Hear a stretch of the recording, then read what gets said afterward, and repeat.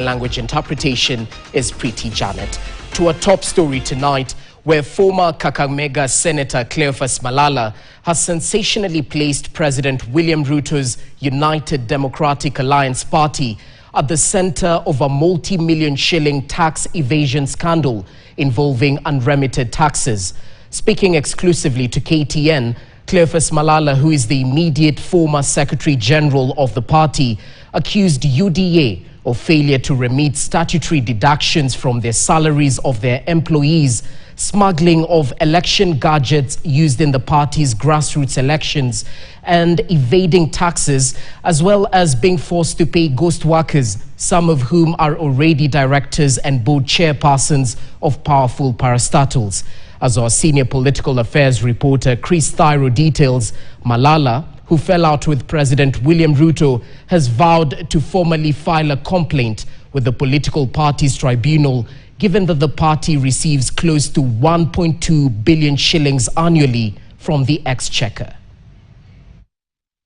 Formed under the pillars of democracy, development, reforms, and the respect for the rule of law, close to 5 years ago, the United Democratic Alliance Party UDA now seems to be living contrary to their constitution and believes if revelations released to KTN News by the immediate former Secretary General Cleophas Malala are anything to go by. According to Malala, the party has been evading taxes by failing to remit taxes deducted from the salaries of UDA employees, including the income tax, pay-as-you-earn, National Health Insurance Fund, now the Social Health Authority, and National Social Security Fund remittances, which he said had never been deducted since August 2022, when UDA first received its funding from the political party's fund. Despite my consistent insistence and professional advice on the need to remit deductions to KRA, that is pay as you earn, the former NHIF, now SHA, NSSF, and the Housing Levy Fund, my efforts were met with resistance and outright refusal. The most controversial of such deductions is the housing levy, which Ruto bulldozed through parliament against the wishes of many salaried Kenyans, as it is chipped away 1.5% of their gross earnings. Kenya's Income Tax Act requires employers to deduct tax from employees and remit the deductions to the Kenya Revenue Authority before the 9th day of the following month. It is absolutely a shame and affront to justice that President Ruto, under whose tenure Kenyans have been burdened with increased taxes, new levies, and heightened statutory deductions, presides over a ruling party that has never, ever remitted its statutory obligations. The implication of the alleged scheme, according to Malala, is that his former party cheated Kenyans out of some 6 to 7 million shillings monthly, which translates to between 120 to 140 million shillings since August 2022. UDA, Kenya's largest political party by the number of elected national and county lawmakers, is heavily funded by the taxpayer. The party benefits the most from the political party's fund, with its allocation in the current financial year budgeted at 558.5 million shillings of the 1.3 billion shillings fund shared among political parties. Last year, UDA's allocation was 316 million shillings, with the party receiving 577.2 million shillings in the 2022-2023 fiscal year.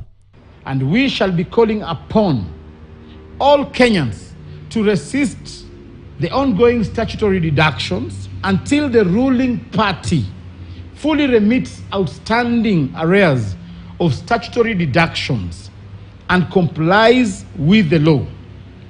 Those who have evaded tax must be held criminally liable without fear or favor. According to Malala, he has in his possession official advisories from the Register of Political Parties, Auditor General, Attorney General, and Institute of Certified Public Accountant of the Kenya advising the party on proper financial management. I'm willing to provide UDA's KRA PIN and facilitate verification through relevant government agencies. This is just to confirm that UDA has never remitted any tax to the KRA. Father Malala claims that he was being forced to pay ghost workers. We had almost 40 people, 50 coming to work. But when you look at the payroll, you have almost 197 people. We had some people working in government institutions. Some were working in KPA, others were working in the executive arm of government, yet they still draw salary from UDA. And therefore, that amounted to double payment. Malala also claims that election gadgets used in the party's grassroots elections held last year were smuggled into the country, and that UDA did not pay import duty on electronic gadgets used in identification and voting, which he linked to a larger tax evasion scheme. If indeed the process was above board, I challenge the party leadership to publicly produce the KRA receipts, custom clearance certificates, and tax return documents to prove that tax was paid. Malala now plans to move to the political party's tribunal to file a formal complaint against the party over what he terms as tax evasion, despite the party receiving close to 1.2 billion shillings for the 2 financial years from the political party's fund. Efforts to get an official response from the party were unsuccessful as our phones went unanswered. Chris Dairo, KTN. Well, damning allegations by the former UDA Secretary General